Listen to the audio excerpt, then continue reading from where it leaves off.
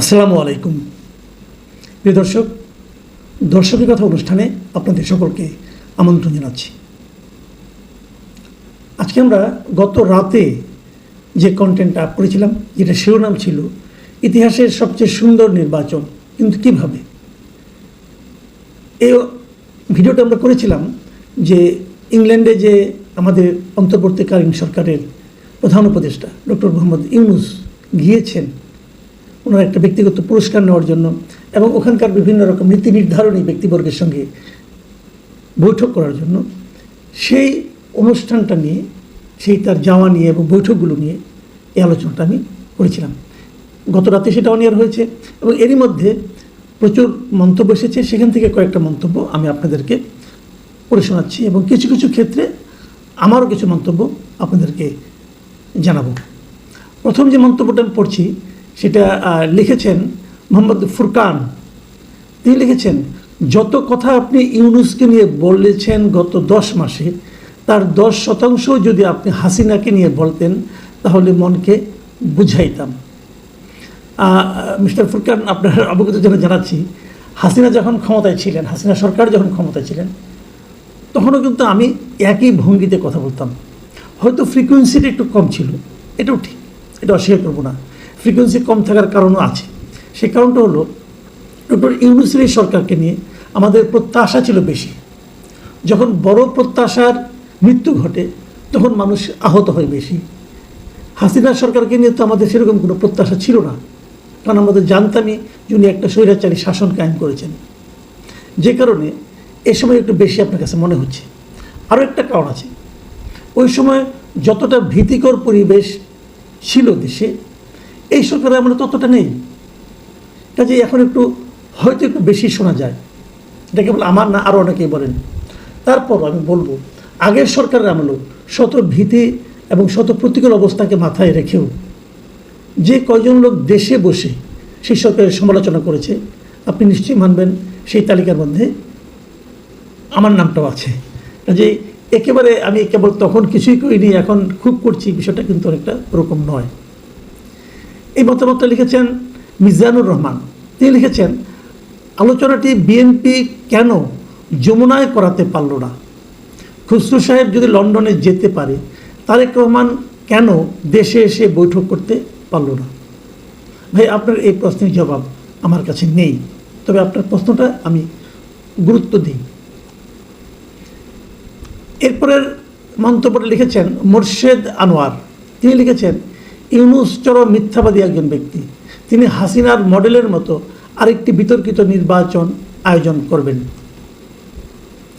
এরপর লিখেছেন এমডি জাহিদুজ্জামান। তিনি লিখেছেন, জনাব মাসুদ কামাল, আপনি তো বললেন বিদেশি ভাড়াটিয়া লোক দ্বারা সংস্কার আপনি মানবেন না, ভালো কথা, কিন্তু তারেক রহমানও তো বিদেশি নাগরিক। তাহলে আপনি তাকে বাংলাদেশের আগামী প্রধানমন্ত্রী কেন বললেন? তাহলে আমরাই কেন তাকে বাংলাদেশের প্রধানমন্ত্রী হিসেবে গ্রহণ করব? দেখুন, একটা কথা আমি বলি, আমি আসলে এটা মিন করি যে এই দেশের নীতি নির্ধারণী কাজে যারা দায়িত্বে থাকবেন, লিপ্ত থাকবেন, তারা যদি বিদেশের নাগরিক হন অথবা তাদের যদি বিদেশে যে অবাধে থাকার সুবিধা থাকে, আমি মনে করি তার পক্ষে দুর্নীতি করা, অনিয়ম করা সহজ হয়।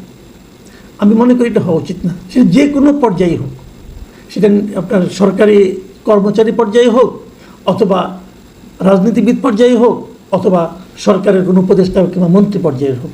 তারেক রহমান যদি সেরকম বিদেশি নাগরিক হয়ে থাকেন, অবশ্যই তাকে আমি প্রধানমন্ত্রী হিসাবে মানতে চাইব না। কিন্তু বাস্তবতা হলো, তারেক রহমান, আমি এটা নিয়ে আগেও প্রশ্ন করেছিলাম এবং সেই প্রশ্নের জবাব তাদের পক্ষ থেকে দেওয়া হয়েছিল। তারা জানিয়েছিলেন তারেক রহমান বিদেশি নাগরিক নন, তিনি সেখানে রাজনৈতিক আশ্রয় নিয়ে আছেন। উনি চাইলে বিদেশি নাগরিকত্ব গ্রহণ করতে পারতেন, কিন্তু তিনি সেটা গ্রহণ করেননি। কাজেই আপনার এই প্রশ্ন তার জন্য প্রযোজ্য বোধ হবে না। এটা লিখেছেন গ্রেটার বাংলাদেশ, মানে বোঝা যাচ্ছে ছদ্মনাম। তিনি কেবল কিছু মন্তব্য করেছেন। তিনি লিখেছেন, ডক্টর ইউনূস জিন্দাবাদ। দাবি শুধু একটাই, ডক্টর ইউনূসকে 5 বছর ক্ষমতায় চাই। পিনাকি ইলিয়াস আমাদের মহান নেতা। গ্রেটার বাংলাদেশের এই মন্তব্যের ব্যাপারে আমি কোনো মন্তব্য করতে চাই না। উনি যদি কাউকে মহান নেতা ভাবেন, এটা ওনার ব্যাপার, আমার কিছু বলার নেই।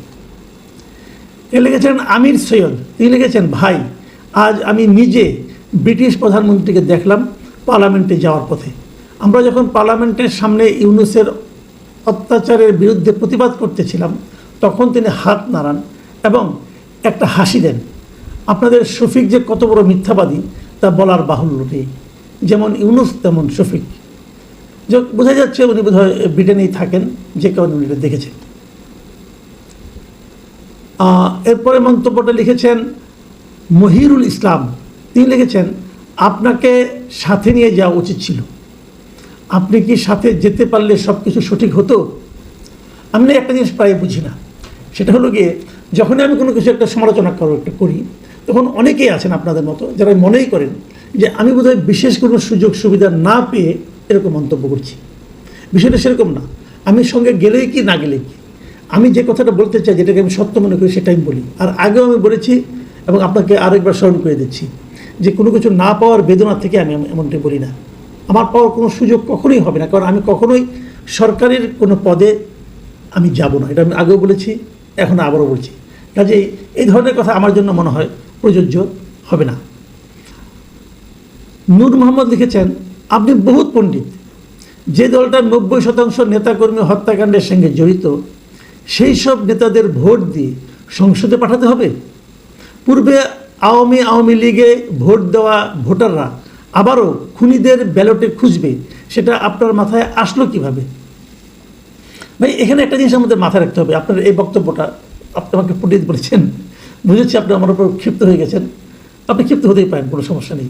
একটা জিনিস হলো কি, যে দলটার 90% নেতাকর্মী হত্যার সাথে জড়িত, এই কথার অর্থটা কি? কার নেতাকর্মীকে, 90% নেতাকর্মীকে কোন দলটা মারল? এটা কিন্তু আমি বুঝতে পারি নাই। কারণ এদেশে এরকম ঘটনা কখনোই ঘটে নাই যে কোনো একটা দলের 90% নেতাকর্মীকে কেউ মেরেছে। গত জুলাই সময় যেটা হয়েছে, জুলাই অগাস্টে আন্দোলন যেটা হয়েছে, সেটা হলো ওই সময় যারা সরকারে ছিল